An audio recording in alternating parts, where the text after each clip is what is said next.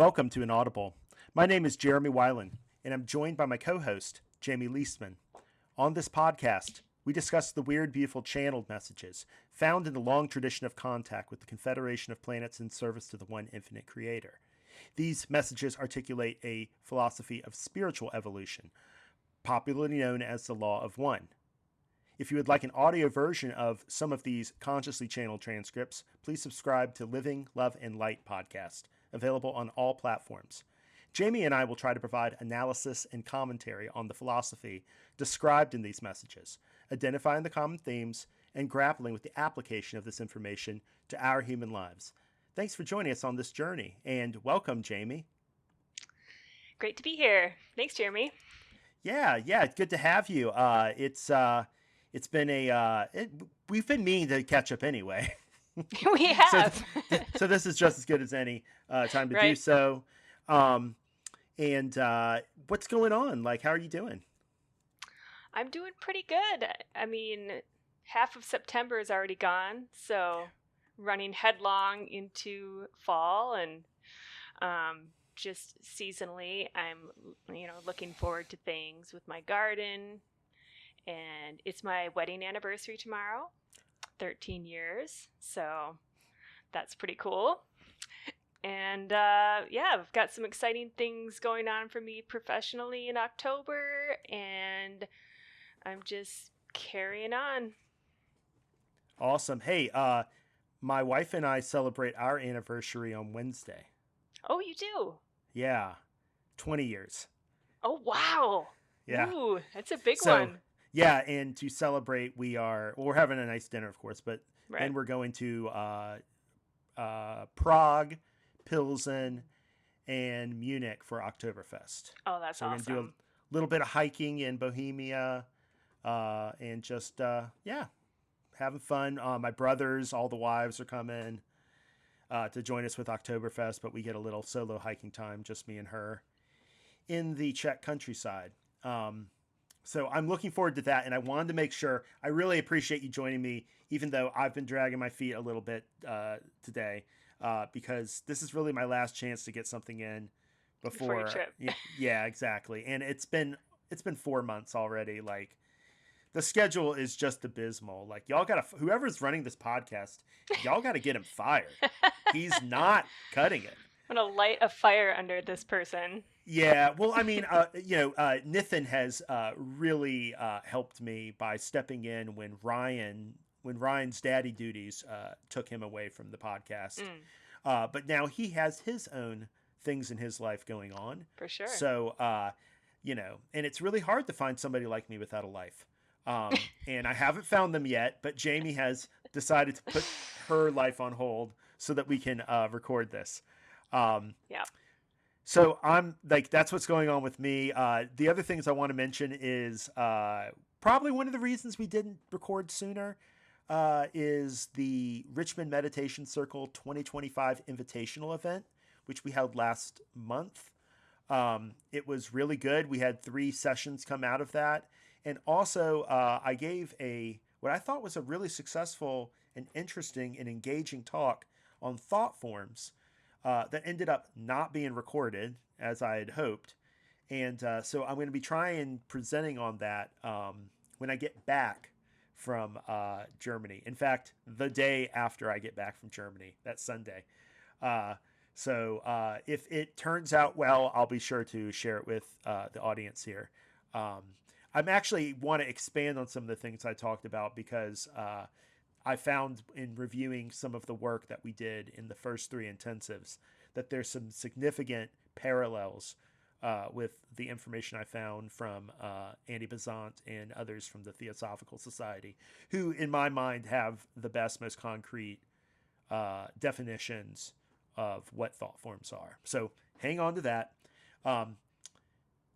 Another thing that's going on in my life is that last weekend I traveled to Columbus, Ohio to visit Ben and the Columbus Meditation Circle, which hasn't been going on that long, but they have discovered a channeling desire and have been practicing that. So I wanted to go out and give them some support and offer what little guidance I can provide. You know, when someone finds channeling outside of the training, I find that I have to be very careful how I relate to them about what they should and shouldn't do, because everything that I know comes from my training. I certainly didn't make it up at the beginning. As you go on as an instrument, you learn to sort of tweak things for your own instrument. But, he was very gracious. He was very accepting. For me, it's really about, you know, can you hear something that you don't like and still believe what you want and be friendly? And, he's been so magnanimous about all of that. Invited me into his home, stayed there, and got to see how they do contact. And I got to show them a little bit about how we do contact. And we made their first contact with Kuo while I was visiting. So that was really cool. And I would love to do that with any other circles that are forming. I don't have unlimited funds to travel all over the place, but I really feel passionately about small in-person seeking circles as the real context for any of this channeling stuff. Like, if I've sort of come to the conclusion, and Steve helped me get here too, that at the end of the day, contact is really most meaningful to the people who were involved in it. Mm-hmm. And if that message has utility to people outside of that immediate circle, that's just a cherry on top. Right. So it's very important to me that people find and practice channeling in these small groups. And because, the intensives that we were doing, they're great. But they were also very experimental. Can we continue this? Can we keep it going over a long period of time and build this body of work? And it just seems like every time, like, something happens that holds us up. Like, we get a little bit down the road and something holds us up. It's to be expected. Mm-hmm. It's not necessarily an indication we're doing anything wrong. But throughout 2 or 3 remote circles going through issues, the Richmond circle has been steady. And I really take a note from that. And I want that for everybody. I want everybody to not have to just settle for textual online debate about this stuff like I did for 15 years.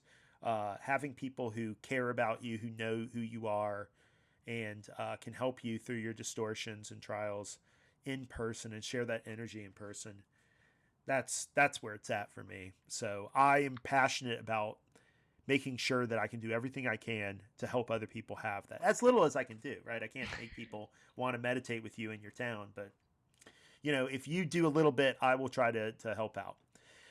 The only other thing I wanted to mention at the outset before we jump in to our topic is I wanted to mention that former working group member, Jade Norby, has a new podcast on the Law of One. That's and exciting. It's pretty interesting. It's a different angle than any other podcast I've seen, where she's actually reading through it and then giving sort of commentary and reflections on each sort of like passage. And that's a different approach than Like- I take or others that I've seen take. Yep. Like Confederation passages or raw All passages? raw. All raw. raw. She's just Okay. focusing on raw. Yeah. So, and that's Neat. fine. Like that's the thing is like one of the reasons I did Inaudible and one of the reasons I focus more on the conscious channeling is not because it's better. It's just because I saw that there wasn't really a lot of people discussing it. Now, I do think that once you've gotten to a certain point with the raw contact and all of the dense information in there, it becomes less a challenge of interpretation and understanding and more of application to life. And Yeah. that's what we try to focus on this podcast is Yeah. what can you apply to your life? And the funny thing is that while there's a lot of stuff like pyramids and UFOs and all that stuff that are mentioned in the raw contact, sometimes in fantastic ways, very little of that actually comes through proportionally in the channeling, conscious channeling archive. And I think that's because, like I was talking about earlier with these small circles, when people are seeking for their own needs, for their own desire, then the messages that come through talk to that non-transient desire. The closer you can get to it, the better. Mm-hmm. And, I'm still working on my study of the lineage of Confederation channeling, but the overall message of what I'm writing is that this is what you see evolving. You see it going from, oh, where are the little green men? Can we make them land so we can like photograph them? And over time, they sort of see that this whole issue of the the broadness of life in the creator's universe uh, has a much more useful valence when it's engaged philosophically and spiritually than when it's engaged as if you're, Professor Clouseau trying to track down, you know, the Pink Panther or whatever, or the pink UFO, or the pink gray.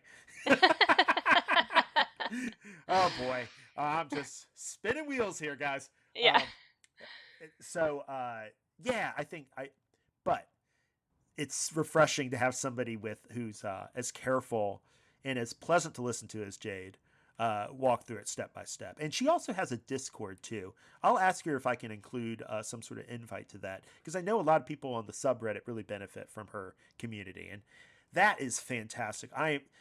I don't care who your community is. I just want you to not be alone on this trip, because it's hard enough with other people. Right. Anyway. Yeah, I've always found Jade's commentary and insights very, very valuable and insightful and inspirational. So it's Absolutely. cool that she's doing a pod. That's exciting. Yeah. We don't need less of them. We need more of them. Yeah. So, okay, well, let's go ahead and jump into the topic. Now, this is something that I have kept a Google Doc of podcast topics since the podcast began with Ryan back in 2021. And one of the first things that I wanted to talk about was what I called space opera and woo woo. Mm-hmm. So, we're talking about two things here that are very closely related: the scientistic drama of the Confederation and their like adventures throughout the galaxy, right? Mm-hmm. So there's all that, and that includes Orion and all of that, and then woo woo, which is like the things that happen in our lives that are out of band with normal reality, out of band with the normal things that we would expect other people to just accept, and yet they have some reality to us that we have to balance. I'll tell you right now why this episode is the one that I chose for this topic. When I went to Columbus, Ben had a gift for me, and it was a small 3D printed pyramid with sharp edges, like perfect, for the pyramid exercises of putting under your head or something like that. And in order to try it out, I had tried the pyramid effect before at home years ago, and I got an effect from it. Like, I don't know how to tell you this, folks, but you don't have to believe me. You can say it's psychosomatic. I halfway think it's psychosomatic. But when I tried it again, I had the exact same feeling again. It's that feeling of a little bit of stringy out, like being strung out, like if you just maybe you forgot that you took your Adderall, so you took another one, and it's a little bit, but it's not quite that anxiety producing or that like tension producing. It's like you just feel this energy and this buzz, which I really like. Um, and it certainly helps you to get focused. That's what Ben's wife Bethany explained, that made a lot of sense and correlated with my experience. I found that my ability to maintain focus and not just get distracted by random thoughts in meditation was greatly enhanced. And I've tried this a few times.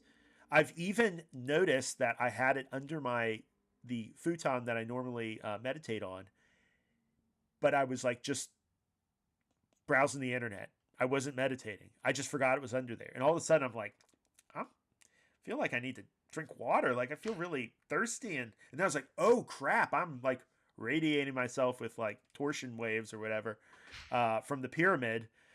So I've been trying to be more careful about that. All of this is to say, I am not one who has typically latched on to the more fantastic parts of the raw contact for a reason. because I find that they are difficult to, they make service more difficult when they are introduced, far more often than they make it easier. Additionally, I have to have some way of explaining this stuff to myself. And if I don't have a way, I have to be honest about that. That's sort of my epistemic like rule for my own experiences and how to relate to them. Because there's nothing wrong with having weird experiences that you can't explain. It's when you start having them in repeatable fashions in a way, and like it's something like, oh, I got energy from sitting over a tiny pyramid under my seat. Like, I remember telling a friend who's not into the law of one about this, and I was like, dude, I really appreciate you listening to me, because like I feel a little bit crazy, and having de-emphasized the UFO stuff, de-emphasized the pyramid stuff, de-emphasized like all of the stuff about like whether they're going to land or not, right? To focus on the spiritual stuff, I find it a little more than a little ironic and a little bit off-putting and embarrassing that I suddenly have in my life this miracle that I cannot account for. Like, it's not a matter of believing Ra. It's a matter of like, how do I even believe myself? And like, my experience is not unique. Like, other people have had this experience. It kind of reminds me of like everything that's going on around the Telepathy Tapes podcast. Have you I listened haven't. to that? Oh, okay. Well, like, it's kind of crazy making, because a big part of they're talking about these nonverbal autistic kids and how they demonstrate telepathy. They've been demonstrating telepathy for like decades, and it's been covered up. And it kind of really makes me stop to realize that, yeah, they probably could actually run a cover up that effectively, because teachers are already under the gun, like, but it's like, it's kind of crazy making that, they would want to sit on something so awesome, that has so many benefits to humans. If they could, if it can be a part of our lives in a way that's not woo woo, that's preferable, right? We understand it. We have a way of like dealing with it. But second, just, I don't know, like, what it leaves you with is you're the voice crying in the wilderness and you look crazy. And part of what I've always, I'm sorry I'm monologuing here, Jamie. Well, okay. I mean, it's the danger of using a proxy, right? Or having a special tool, a magic power, or some sort of thing to augment your seeking, right? Right. Right. And there's every message in our popular culture, our conditioning and everything it's all external, and to ignore our own inner powers, like we're not conditioned to cultivate our intuitive abilities. We're not conditioned to connect to our higher self. We're not conditioned to remember our dreams. And it's just, sometimes these woo-woo things can have a service to, maybe as an inspiration, but it's not the end all be all. Like, the thing that is magic is ourselves. Yeah, so I agree with you. However, it still puts me in this position that, well, what it's telling me, but Jamie, obviously, is that there's a part of myself that I didn't recognize that has now been disclosed to me. Mm-hmm. And now I have to figure out how I'm going to deal with that, and I'm finding it a little bit more difficult, because it was so easy to just be like, well, I don't emphasize any of the transient stuff in the rock contact. I don't want to go to the trouble of attributing truth value to it at all. I just want to know what is. Okay, so here's been my Jeremy's transient rule, Okay. which is a piece of information from the Confederation, from a channeled material of any kind. Honestly, this could go for a lot of stuff that has spiritual origins. Can you prove it, in the sense that can you apply it to the material of your life to see for yourself what is true or not? What was great about that was that all of the stuff that was non-transient, polarity, the chakras, service, love, all of these things. I may or may not believe them. I may or may not accept them, but I have a way to test whether they have a place in my life. And with all the other stuff, there's no way I can ever demonstrate that they built UFOs in Mexico, in the 80s, like Ra told Don. So even though it might be true, because I can't apply it to my life, I don't have to worry about it. I can just move on and keep it in this, I can keep it in Schrodinger's box. I don't have to open the box, Right. And so this pyramid is very coming at me from sideways, because it's the kind of thing that normally I would think, this is transient, don't give it any mind. And yet it's kind of hard for me to ignore. Now, what you said earlier, I think, is crucial. And it's something that my friend Jonathan asked too, which is, how does this spiritually assist you in any way? Mm-hmm. And the question, and the answer is, I don't think it really does. I think it's an accoutrement. I think it's a technique. And if you recall, Ra says, always begin and end with the creator, not in technique. And I take that to heart. Because, the more techniques that we pile on, the more we think we're in control, the more we think we have like a stable relationship to mystery. It's a complete figment of our imagination, right? I prefer to have a way of relating to it where I know exactly where I stand, which is nowhere. I have no ground under my feet when it comes to these mysteries. And that's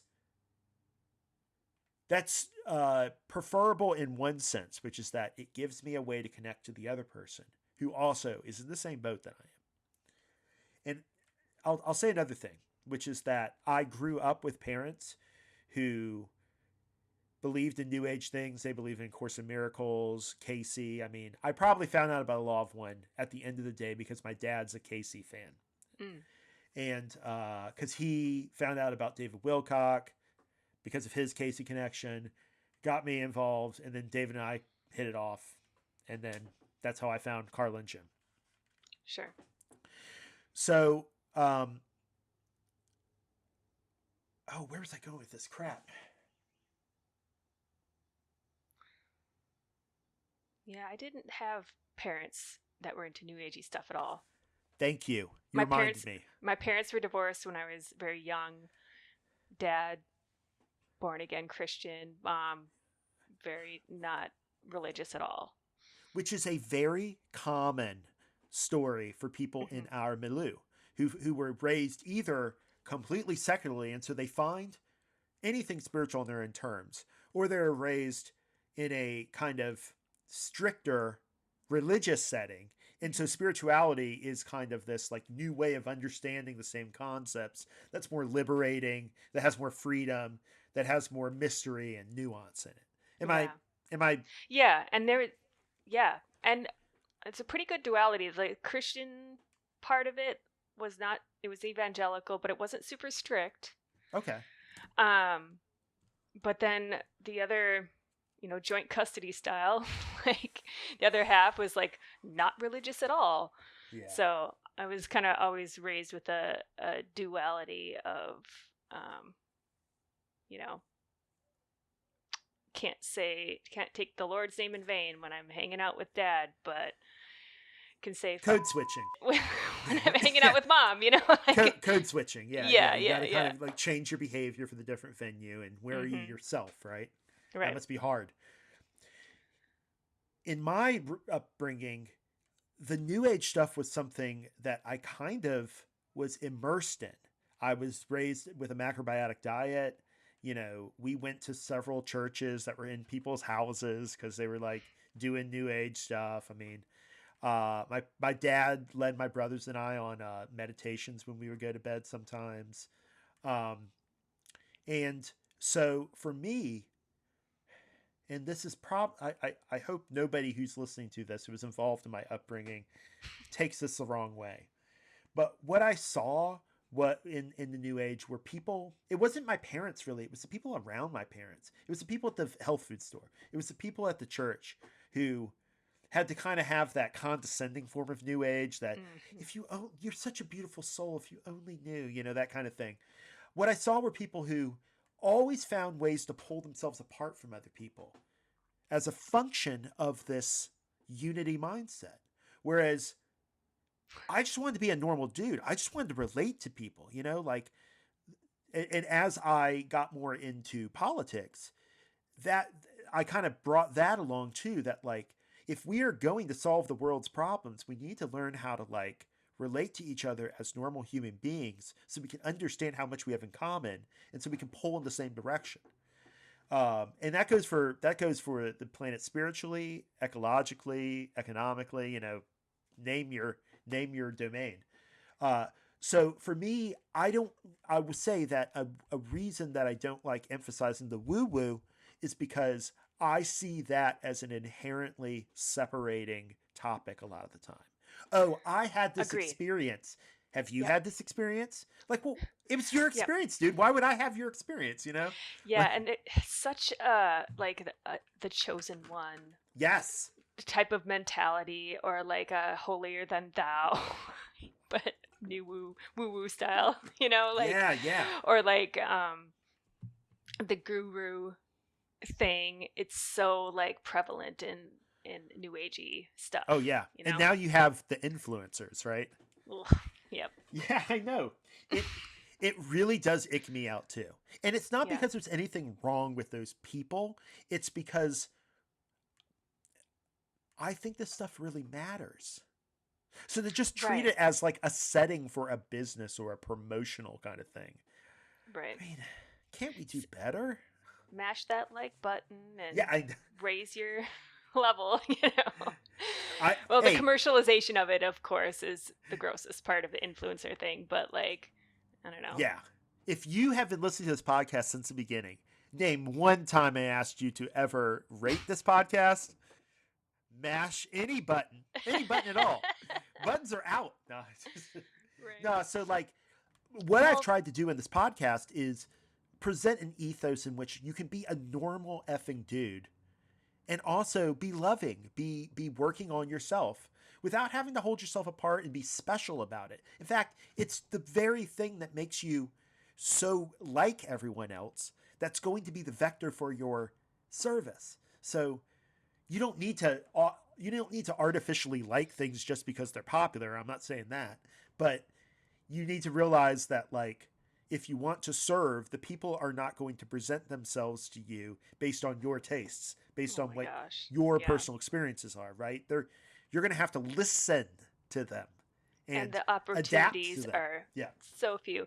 I I remember when I was first coming across the Law of One, like circa 2008 or something, and I started, through David Wilcock and Yeah. whatnot, and started reading the Raw sessions, and just like the excited exuberance of how everything seemed to click and all this information being so amazing and so insightful, and then like I can't wait to tell people about this, and then like the part where um it, I don't remember the specific passage, but like how how you have to wait for the opportunity to be able to Right. talk about these things. You have to wait for the opening.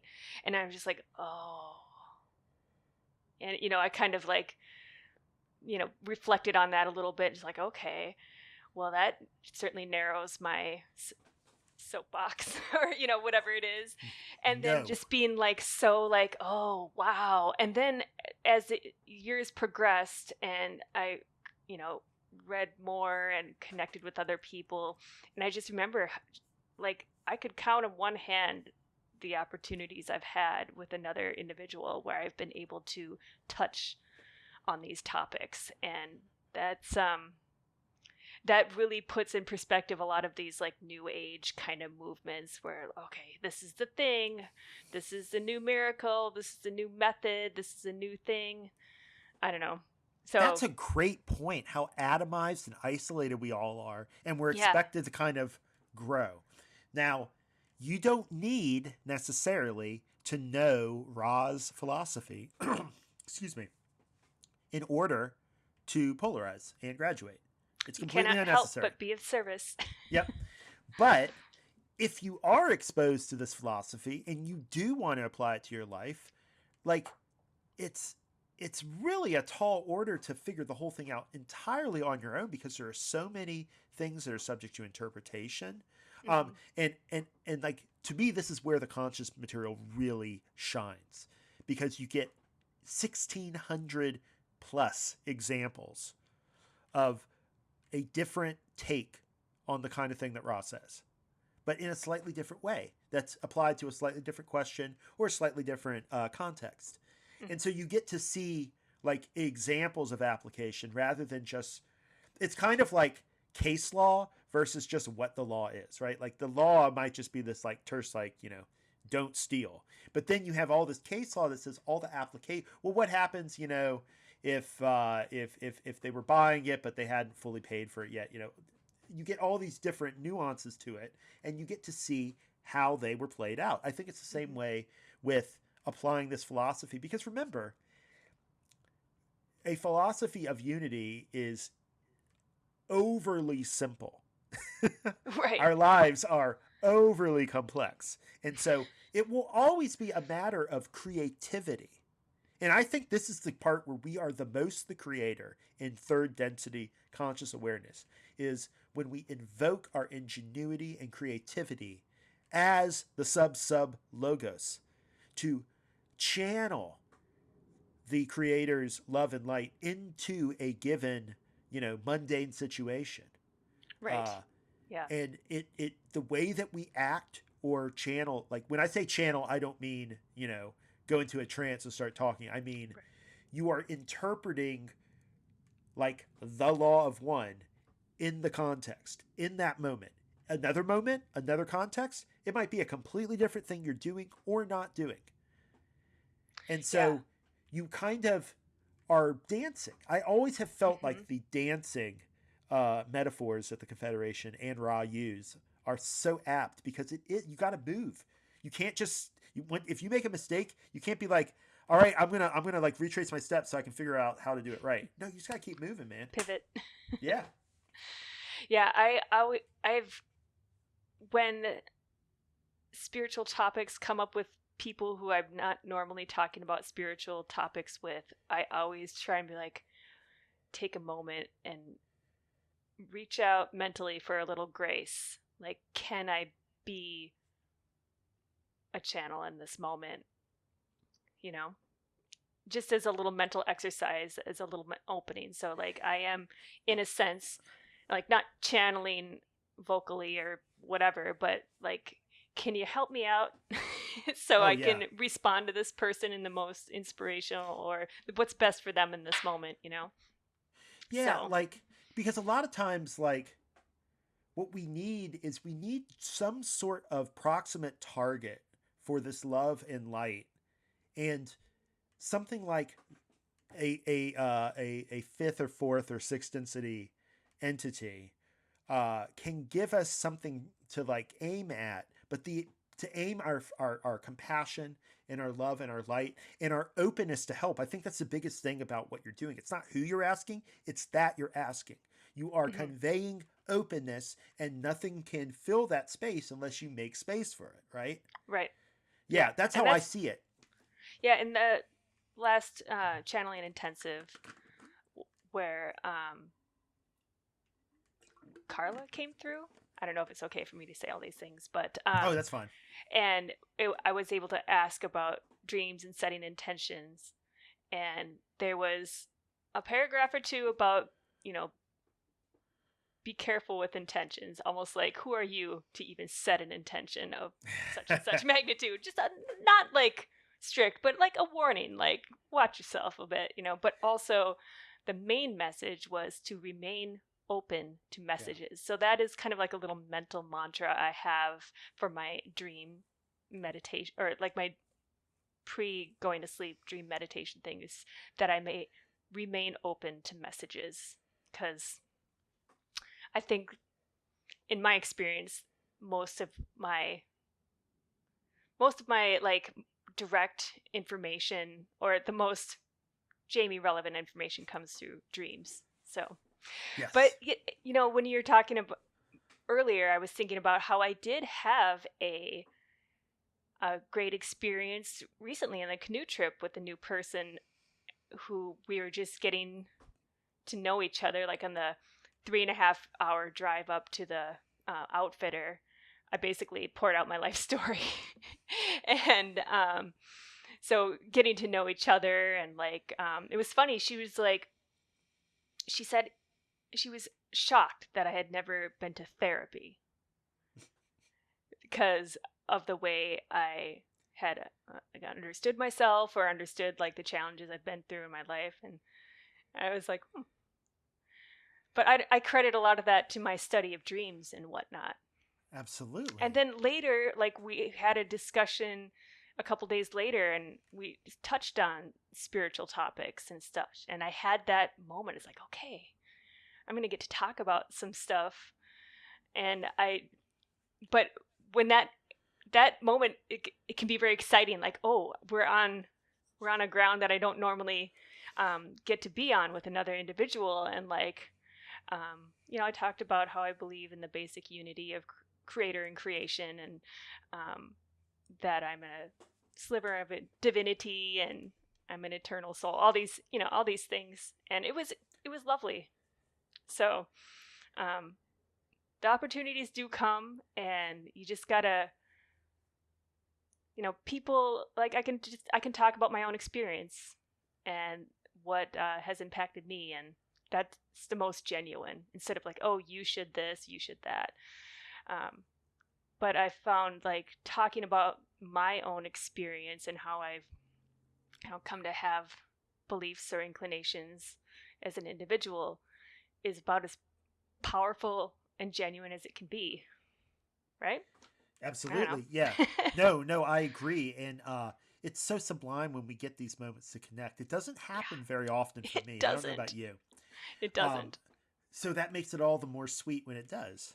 Hmm. And you can even find yourself getting a little carried away if you're not careful. Yeah, Um, yeah. Easy to get carried away. you got to keep asking yourself what's being requested, right? Right. Or like, What's being requested? Do I have it to give?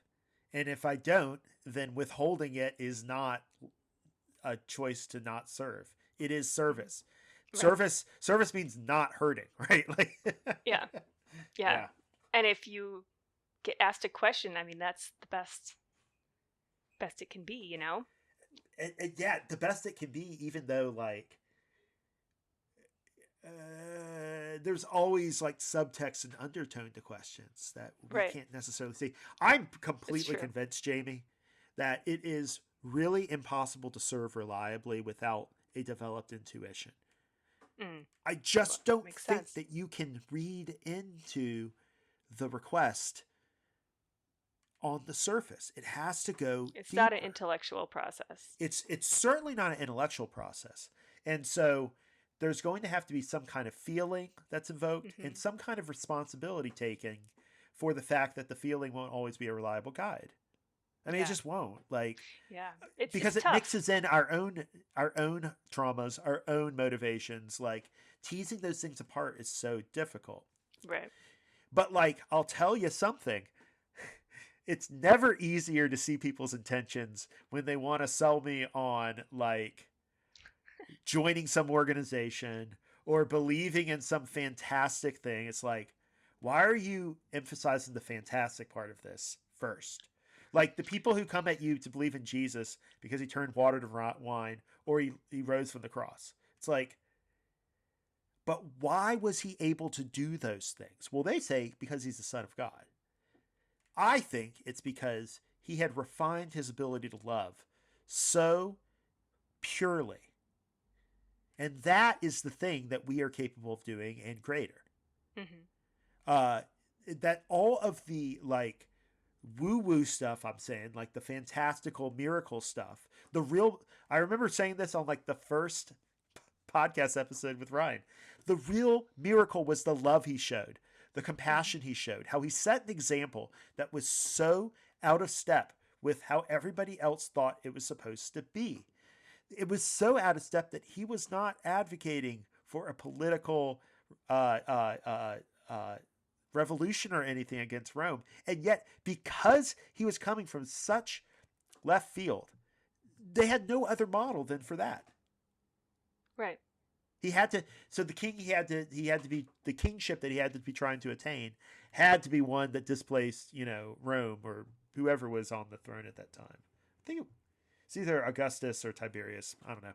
Anyway, not again trivial details, not important. And so I find that often when people come at me with a hard sell on things like UFOs and like, oh, did you see this report from Congress? All this stuff. Like, it just to me says, I don't really want to get to know you as a person. What I want is to enlist you in a cause. Mm-hmm. I've been in a lot of causes. I've enlisted a lot of MFs. Like, I get it. Like, there's a place for it. But on matters of the spirit, I feel like it really sullies it. I can't help but think of Life of Brian, the Monty Python Life of Brian, when he's like, yes, we are all individuals. Yeah. Like how these simple things like, he's trying to get away from the Romans, but he ends up on like the box of other like, and it's just like, consider the lily. And all these things, and everyone immediately takes all these things and just blows them out of insane proportions. And I know it's one of my all-time favorite movies. I think the funny thing about Life of Brian is that UFOs in there too.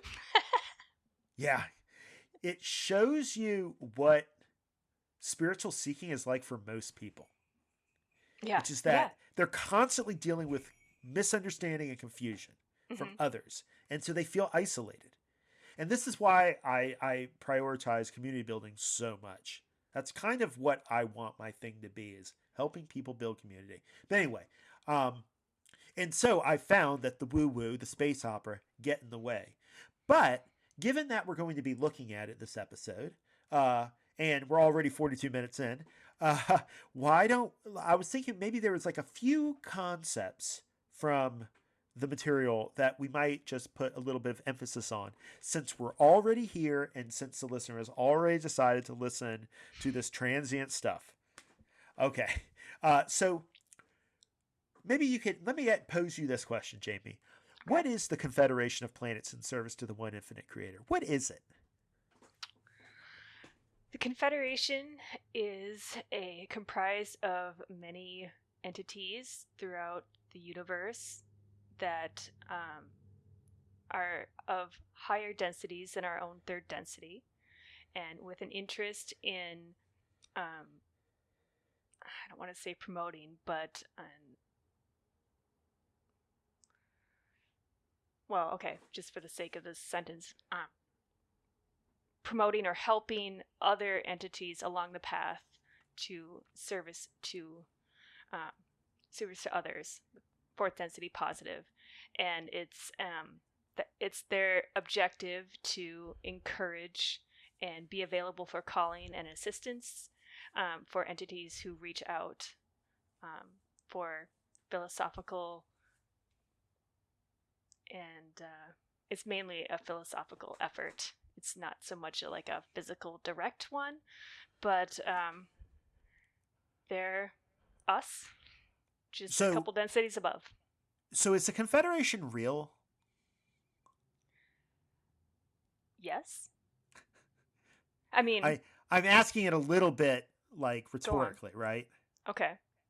So like, I think it's important when we talk about woo-woo, space opera, all this stuff, to be very, very clear about what we know and what we are claiming, so that we don't fool ourselves, first of all, and we give other people a idea of our beliefs that seem more rigid and believed in than we actually do. We already believe and have faith in a lot.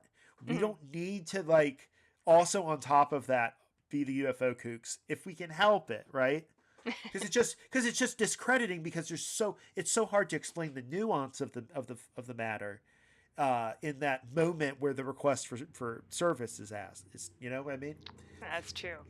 So I, I don't mean, I hope you don't feel like I ambushed you. Well, it sounded like a trick. Honestly, is It Confederation kind of real? It was. did sound like a trick. So I was hoping that you'd throw it back in my face, okay. because that's what Nathan and Ryan would have done. Okay. Because my answer, I've asked this question and answered it before. My answer is I don't know. Mm.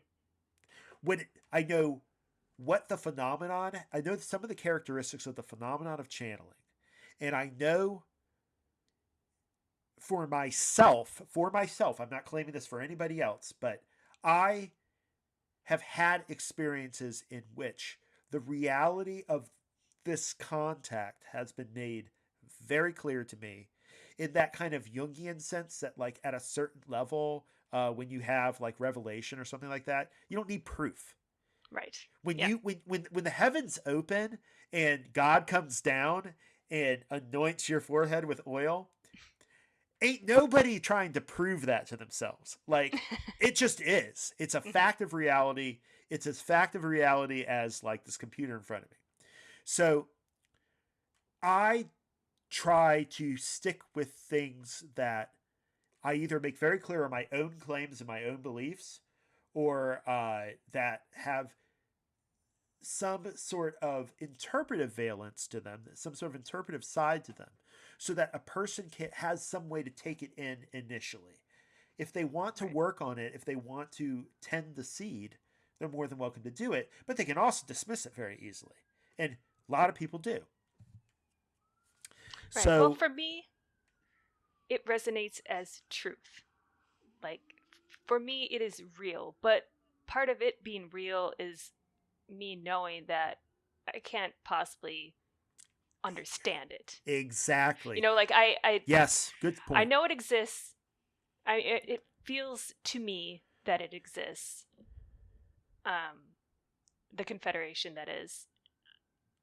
But I also know that I can only truly comprehend a a portion of it. You know. Yeah. What I really like is the idea of having multiple models of this stuff, none of which are complete, but all of which sort of explain to the blind man this part of the elephant or that part of the elephant, to use that fable. Uh, the idea being that I don't need, when it comes to things that are spiritual, that go to the very ground of beingness and existence in totality, like, proof is never going to be on offer. Right. What I need is like a way to relate to it that is stable, authentic, and that can feed me. And so part of it is making sure that these phenomena aren't abused by me sort of invoking them as authorities, or as like things that are binding on others who haven't had my experiences and don't necessarily share all my beliefs. Always making sure that I'm making room for doubt. Right. It's not faith if you know for sure. Right. Right? There's this book on my shelf I bought like 20 years ago called In Defense of Belief. And that was the whole point that he was making. It's like, it's precisely because it's kind of like, I believe because it's absurd. I forget who said that, but like, it's precisely because it doesn't fit into your normal reality, and yet you feel something in it, that you have faith. And the faith is not coming from a place where that means I understand it. That means I understand the entire phenomenon. It's this, that, and this thing, and I can put it on the shelf. It's done. It's solved. Moving on. You never move on. You always are going into deeper layers of the mystery and learning something new. And that means you never have authority or mastery Right. at the end of Faith, the day, the final right? frontier. Yes. And therefore, like, you have no more ability to dictate on those things to somebody else than they have to dictate their personal experiences, their sublime transcendent experiences to you. I run into this all the time talking to seekers where they want to talk about their, I mean, even some working group people do this. They really want to talk about their personal experiences. And I really feel like we have to, with working group people, it's easy because we've got to know each other. We have our background. Yeah. You're not just in the canoe telling me your life story for the first time. We've hung out. You've invited me into your home. You know, we've spent time together. We've channeled together. We've recorded together. Like, so when you tell me something that makes me go, I have a trust in you as the person giving me the account of this. And whatever you say to me is said in the context of knowing a real person and knowing your credibility. Yeah, all that stuff. Like, I think trust is in some ways blind. It's always a gamble, but at the same time, like, it's never a complete, it's not like I'm just rolling the dice. Like, I have, if nothing else, my first impression of a new person, right? Like, you're always going on something. I mean, it's better or worse, but it's something. And so for me, what I think is really important is, and I think people make this so complicated, and I don't think it's that complicated, preserving people's free will. How do you do that? Well, first you do it by not trying to take it away. Like, if I want you to regard me with a special credibility or authority or claim that you are bound to accept, I say, then, like, am I really trying to discover a mystery with you and be your partner in it? Or am I just trying to, like, put you in a box so that you're safe on the shelf? I've convinced you. Now I can move on to the next person. I really think that when we're thinking about these things, we have to be clear about what our motivations are, first of all. My motivation in emphasizing the Confederation so much in this podcast and in the channeling is so that people know what you're getting. This is our paradigm.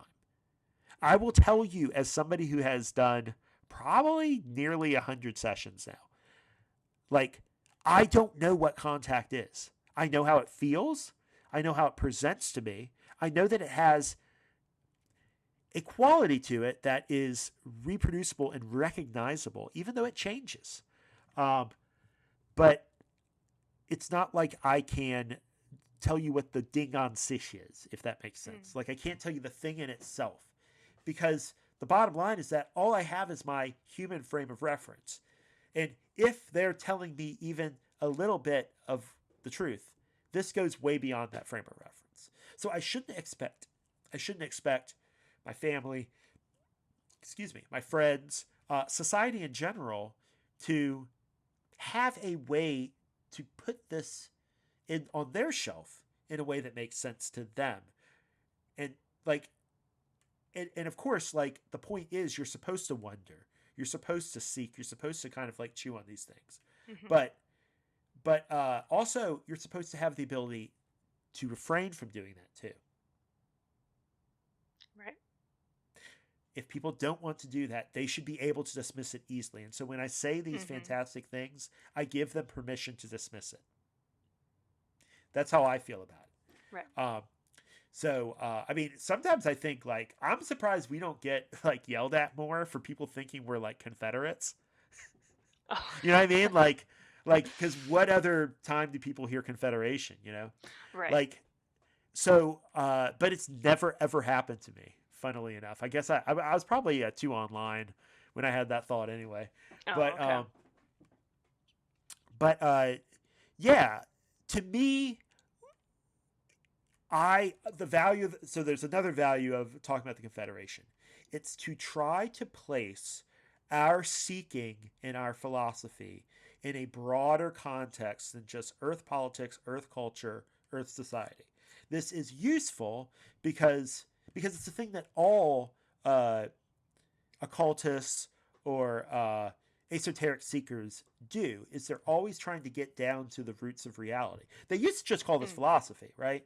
And you've heard me go on and on and on about Peter Kingsley and how the roots of Greek philosophy are in shamanism and all that. I am super fascinated with this stuff, but I won't digress to that. Just to say that, like, any time that you're talking about like the ground truth of our lives and reality, um, you're doing something that has a spiritual quality to it. Mm-hmm. And I literally think of the Confederation as a kind of myth. The reason is that I think Hatan, Urkas, Kuo, Ra, all these, whatever these entities are, they're very, very different than I think. For sure. Almost certainly, right? Yeah. Like whatever they are, it's not something that I'm going to be able to like define in Webster's dictionary. Like Yeah. it's going to be a deeper thing. And so why bother? Why not just experience it the way that I experience it and be done with it?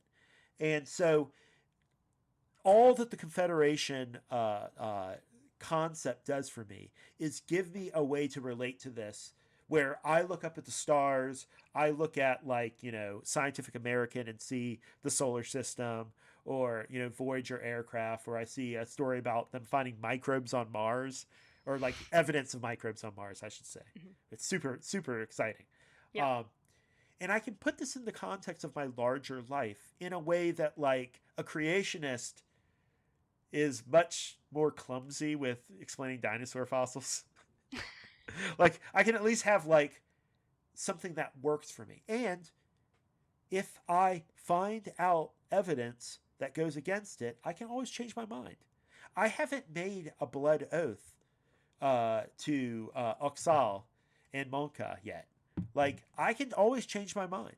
Mm-hmm. And if I find information or even if I find a myth that has better explanatory power for my experiences than the Confederation, I'll adopt that. And in fact, I don't have to release the other myth because they're all just these kinds of like conceptual tools that help us find relationships between the elements of life that present, so that we can like start to see the patterns and Yeah. not get so run around by things anymore.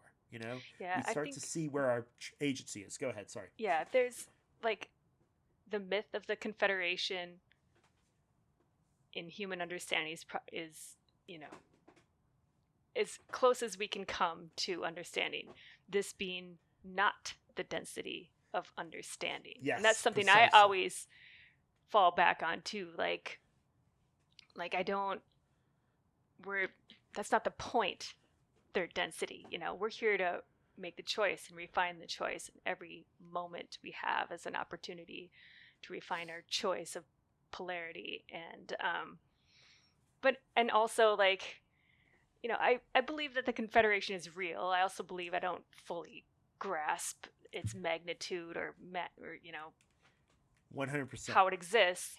Um, but it provides the most resonant framework for me to understand my place in the world and this incarnation, and helps me understand what I believe to be my life's purpose. Yeah. That being to learn to give and receive love unconditionally. Yeah. So that's where I am. I believe the Confederation is real too. I just don't know what that thing is. We don't That's have the real. language or the Exactly. capacity to truly understand it because we're veiled. And that's Yeah. just how it is, you know? And so all I think is incumbent on us in that is to be clear about that to other people. Fair. And Yep. I try to do that. So like when people ask me about what the law of one is, I have a canned response that is not from Carla or Jim or Ra or Steve, which is that I think it is a way of looking at our lives, Mm-hmm. in which if we can see all things as being part of one contiguous continuum, uh, then certain consequences of looking at life like that lead to ethical, spiritual, you know, physical, metaphysical conclusions. Like, you don't have to look at everything as one. In fact, you and I aren't really doing that right now since we're Right. talking.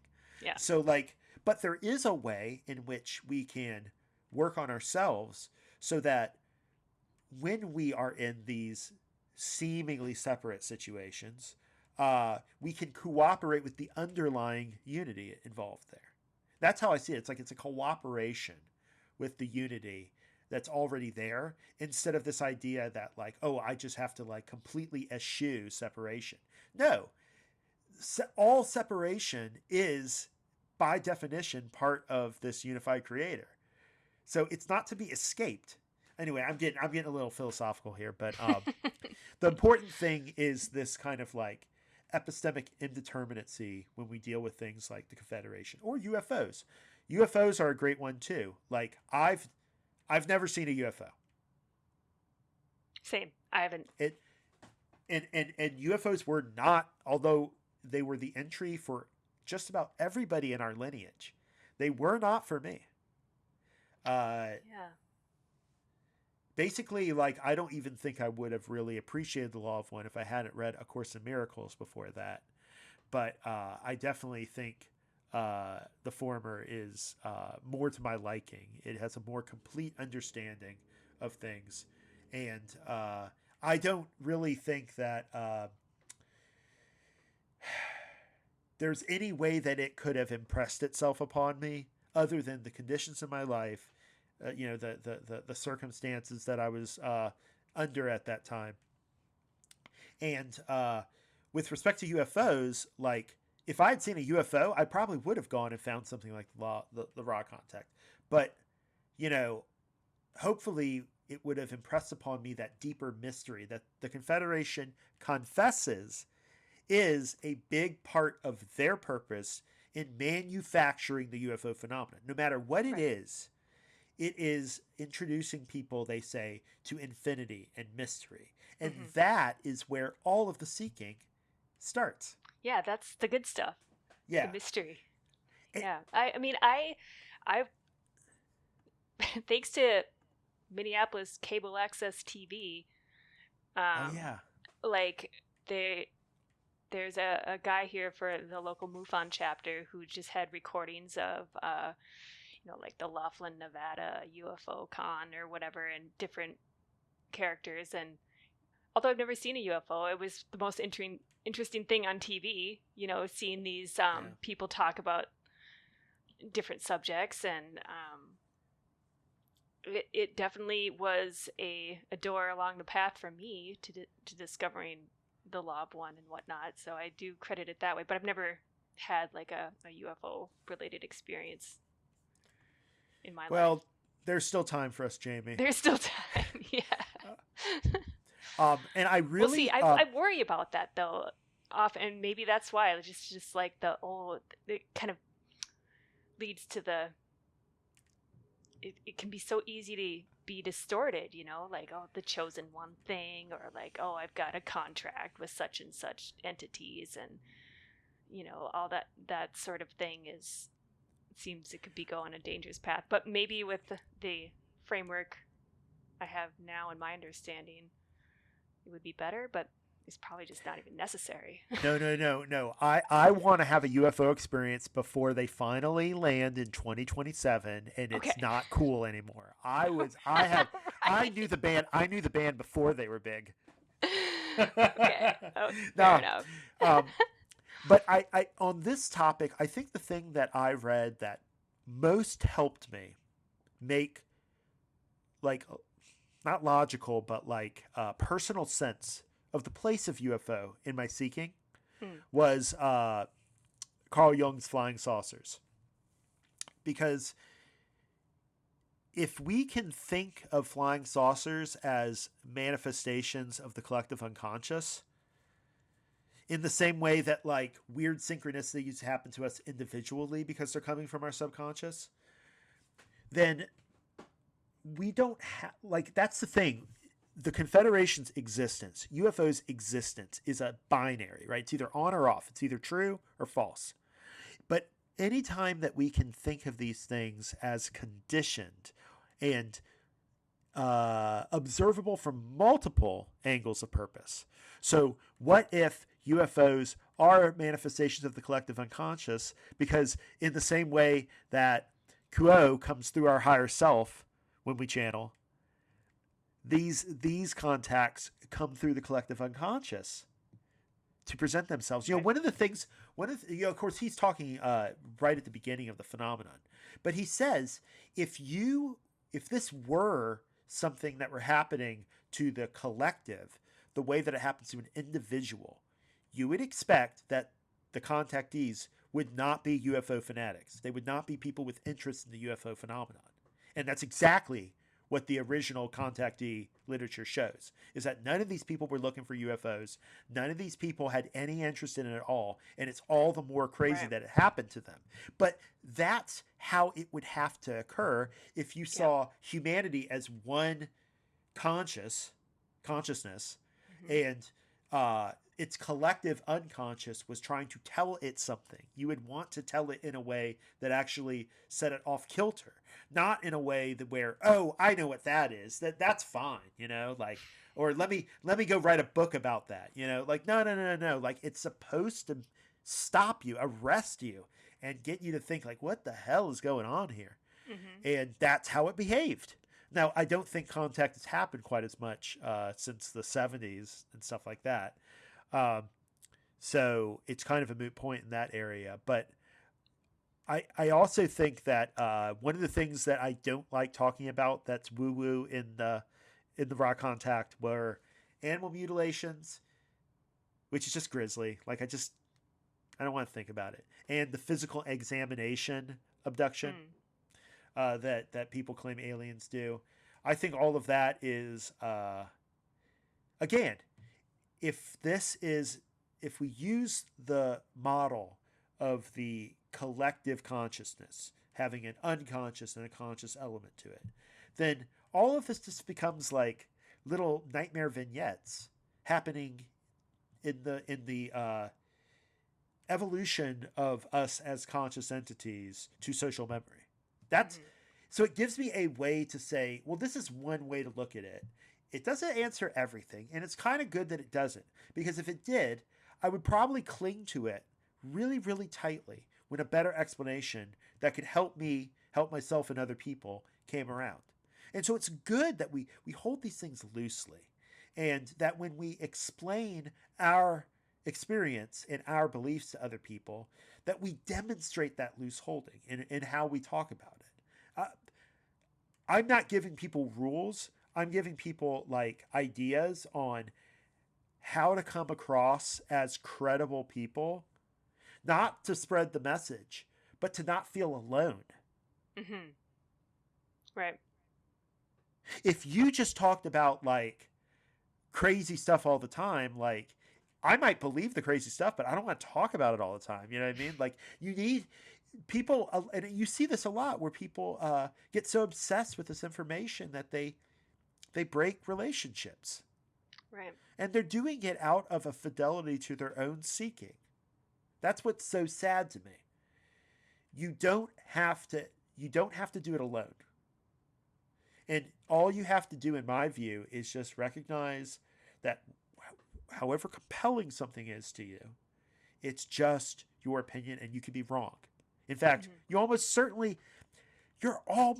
certainly wrong about endless amounts of things in your life. Right. Right? Because we don't know the real nature of things. It's an illusion. And that's not the point. It's not the point, and you wouldn't expect an illusion to be consistent to you. It should be tricking you. I mean, that's the great thing about getting back into Greek philosophy, like ancient Greek philosophy, is that all of their myths had this concept of the trickster in them.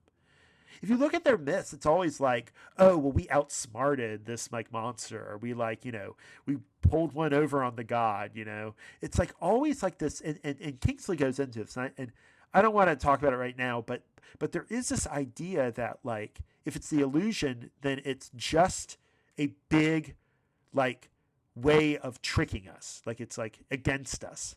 And no, I don't think that's the case at all. I think if you don't start from the point of view that your experience and your existence is good and of goodness, then I don't think the law of one has a lot to show you.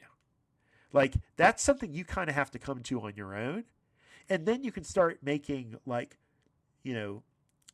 judicious gambles on what might occupy your attention as you think about these things. What lenses you might look at this stuff through? What structures? I mean, honestly, it's like, what thought forms are you going to use as the packaging for the feelings that these things evoke in you? Because ultimately, we're compelled by the feelings. The thoughts are great. It's great when we have coherent thoughts, but honestly, like, those lose appeal to me on my own quite quickly. And they only have appeal after that when I can kind of win debates with them. And I don't really like to do that anymore because it's so shallow. You know what I mean? Like, so Sell your what if you get, cleverness. yeah, like, Sell your so what? cleverness and buy bewilderment. Why would I care, like, that other people agree with me if I think something's true? Ego stroke. Yeah, exactly. And like, I have plenty of that already. I don't need more. Yeah. So I still, so like, to bring this all back to the beginning, because I'm thinking we're probably wrapping up here. Like, I'm still not entirely certain how I relate to the pyramid phenomenon that I've experienced. Because like, it conforms to the intransient rule because I applied it to my life and it worked. Mm-hmm. According to my rule, it's not transient. And yet, I don't think it's a good idea for me to be going around. I don't think it's a good idea for me to go on Shark Tank and pitch this. Well, no, it's a tool. Yeah, Yes. yeah, but like, it's a tool, you know. But I've just shared a lot of conceptual tools with you. Mm-hmm. Is this any different? Because I think it is. What other conceptual tool? Like how to think about the Confederation, how to think about contact, right? These loosely held structures that allow me to have the belief that I'm experiencing something real, not because of my experience, but because I kind of recognize it. You see? Mm-hmm. There's a difference between like me hearing a voice and building a channeling off of that. And where was I going with that? And me really needing you to believe that I heard that voice. You see what I mean? Right. Those are two different things. Yes. One is socially inflected. It's got power dynamics inflected in it. It's got my personal credibility, and it brings in everything about me. The other is just my internal psychic experience, like, mm-hmm. which we all have, and we can't possibly believe that we all have the same one. Like, I don't know what it's like to be you, and you don't know what it's like to be me. And it's a miracle that we relate so much as it is. It's a miracle I relate. It really is. It's a miracle that I can relate to somebody at 7-Eleven, just like that, you know? And so I feel like a lot of times, this might be a good place to end. It's like, a lot of times what gets people in trouble is not the transient information, the woo-woo, the space opera, wanting to tell people about, you know, the Guardians of the Galaxy or whatever. It's just a simple inability to relate to people, an inability to like be at ease with people. There's a lot of threats to that in the modern world, like with social media and AI and all the toys and machinations of humanity's culture. So there's a lot of threats to that. Yeah. So whatever I come to with respect to the pyramid, it's probably going to be not something that I'm talking about a lot in the future. Okay. And it's probably going to be like, this is why tight-knit community is so important, because mm-hmm. I can talk to you guys about this stuff and I know you'll understand where I'm coming from. Mm-hmm. That I'm not trying to sell you on something. I'm just trying to be like, the hell is this? Did you see that? You know? Right. Well, what was that skit where he's like, "What's that thingamabob over there? What you call it? Thingamabob over there?" You know, they just come up with all these different country names for some object off camera. Thingamajigger. Yeah. Sorry, what were you saying? Well, it's kind of fun when there's something that you can feel physically, or like you actually. It passes Jeremy's, you know, transient rule or whatever, that those so much of what we discuss and whatnot are so conceptual and so like when something like, yes, you know, the effects of a pyramid, like, but it's just like when you came to my house at one time and I had my little arrangement of crystals and you walk by the bookshelf and you're like, whoa. I'm getting a bounce from this thing over here. Like there's there's things out there, like things that we can that are non, you know, sort of woo woo, I guess, but they're just that. Yeah. It's a thing in and of itself. Yeah. Yeah. I just I'd like something to come out of the. I hope people have gotten some things that they can use in their life, or at least consider from this podcast, because you know Yeah. it's a little rambling. I don't think we did any quotes this time, which is awesome.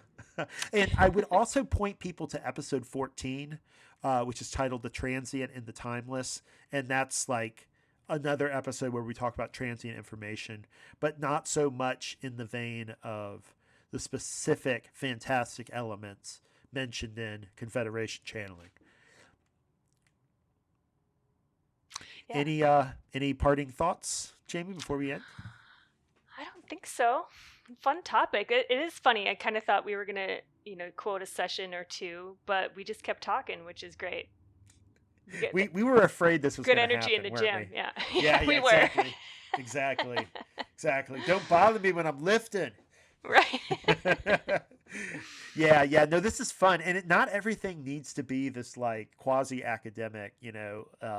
Me sort of like listing out all the reasons, all the places where this gigantic archive affirms my view that I want to talk about. Like sometimes we can just be Jamie and Jeremy and just Yeah. And and just hopefully, chop you it know, up, right? yep. And hopefully there's a or a place for people to comment on the episode. And is Well, we that a have a thing? feedback form. We have a Feedback feedback form. form Okay. on inaudible.show is our Okay. website. Um, and yeah, I'm going to try and record more, but I will also say I think Richmond really wants to like figure out how to do a bunch of sessions before the year's up. I Okay. think the thinking is that if I can get 3 more sessions at least done, then I have a batch of 12 that's ready to write a new book. And I'd like to write a book in which I have more information about my background. I'd like to include some of those essays I was talking about. I was advised not to have a long introduction and a lot of appendices, and I wish I had listened to that guidance. I wish I had just followed my gut, because I Yeah. do think it's important for people to understand where I come from, Mhm. if they're because this is something that Hatan mentioned in our last contact with them at the Invitational, that when they blend their energies with us in the form of contact, it is not clear who the message is coming from any longer. They are using that inherent underlying unity to do something that seems a little bit fantastic. Mhm. And the only reason why I don't find it fantastic anymore is because it's just happened to me so much. So maybe that's the other place that like the pyramid thing can go. It's like it'll just become old hat, and it won't be this thing that I need to announce. But like it's like I